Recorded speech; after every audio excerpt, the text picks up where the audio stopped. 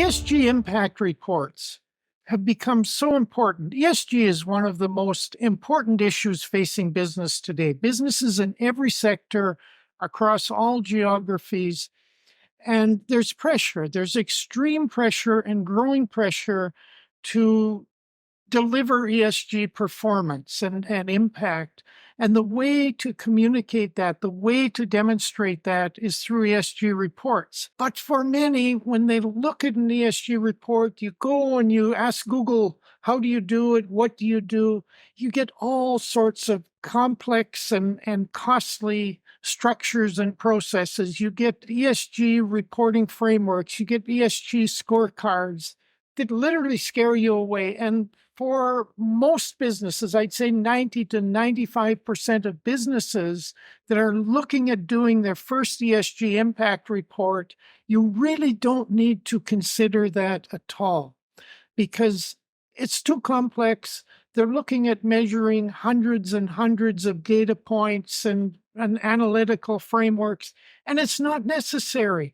What's necessary is to start about why you're looking at doing an ESG impact report. Why is that ESG impact report important for your business?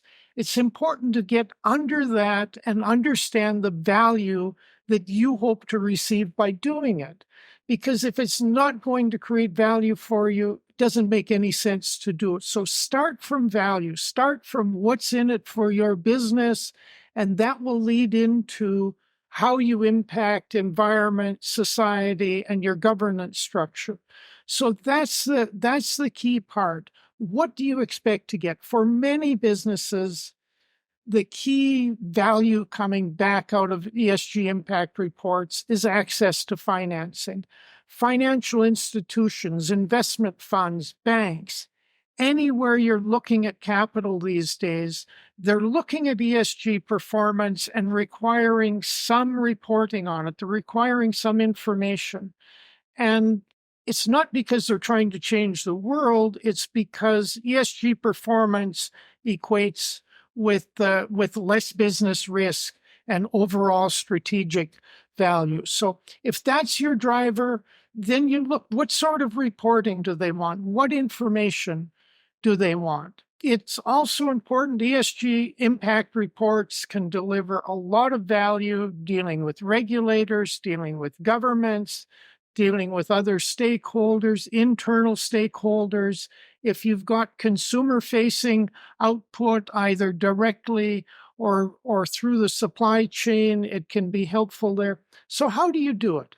First of all, don't worry about an ESG scorecard. It's not important for what you're going to do. Look at where you're impacting and how you can measure and monitor that and tell stories about it. It's about communicating. So let's start. You got E, S, and G, environment, social, governance. Look at the environment side. What is your business doing that impacts the environment, positively or negatively? If you're having a negative impact on the environment, if you are a major producer of greenhouse gases, not even if you're not a Scope 1 reporting firm, but what are you doing? What is your environmental story? What are the positive things that you're doing? Where are you having an impact? How are you trying to mitigate that? How are you measuring it? Gather that information. Look at it. You may find that there's some low-hanging fruit that you want to do better. Great. You don't have to do better for your first report. Make a note that you want to improve that and then communicate that in your report. Gather what data you have, present it under your environmental framework. If it seems unimportant, it probably is. If it's something that you don't want to talk about, you probably should. But get it and bring the data, have the data tell a story, but also develop some narrative to explain it. If you see that you're insufficient in areas, if you see there's areas you want to improve, be transparent. Say, in our next year, over the next 2 years, we plan to improve in these areas. Here's what we're doing. Same thing with social. Is your business having an impact on communities, on women, on families, on society around you? Are you affecting the social life of your employees? How? What data can you pull that would support it? What stories can you develop that will help to communicate that information? That becomes the social pillar of your report. Again, if there are things that you don't think you're doing perfect, if there are things that you want to improve on, don't try and hide them. Be transparent. The stakeholders who want to see your ESG report want transparency and honesty more than they want a bunch of greenwash. Greenwash will get caught. You may get away with it once or twice, but once you get caught, once you're caught out that you're not performing, your ESG reports are not honest and direct and authentic, you have a big problem to deal with.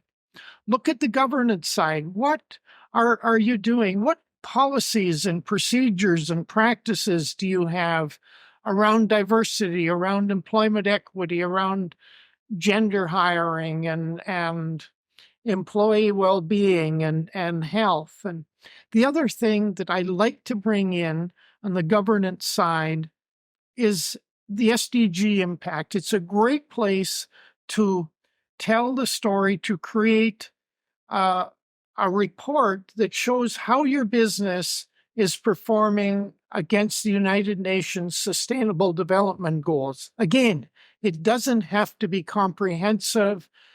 A few bullet points for all the development goals. You're impacting some data if you can.